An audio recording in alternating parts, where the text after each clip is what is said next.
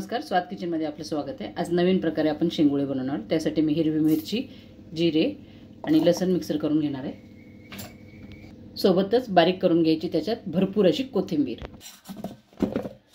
तयार आहे आपलं वाटण।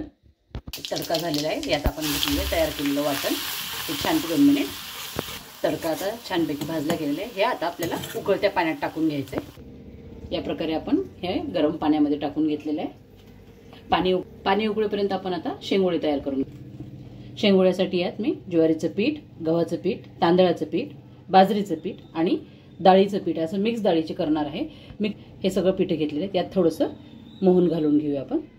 हे मिरची, लसूण आणि कोथिंबीरचं तयार केलेलं वाटण, हळद, चवीनुसार मीठ।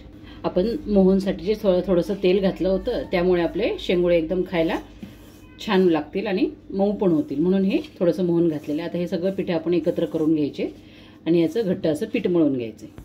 यासाठी मी या पॉटमधलं स्वच्छ सगळं धुवून पाणी, हेच पाणी वापरलेलं आहे।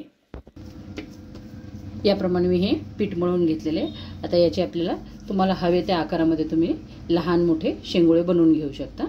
आणि तोपर्यंत आपण जोपर्यंत शेंगोळे बनवत आहेत तोपर्यंत आपलं पाणी हे उकळत राहील। सध्या हे थंडीचे दिवस आहेत, लहान मुलं बाजरी वगैरे खायला किरकिर करतात, त्यामुळे जर तुम्ही असं सर्व मिक्स पिठं केलं तर मुलांच्या पोटामध्ये सर्व प्रकारचे पिठं जातील आणि त्यांची वाढ चांगली होईल। त्यामुळे हे विशेष अशी कृती केलेली आहे। याप्रमाणे आपले शेंगोळे जे तयार झाले ते ह्या उकळलेल्या पाण्यामध्ये मी आता सोडून घेत आहे।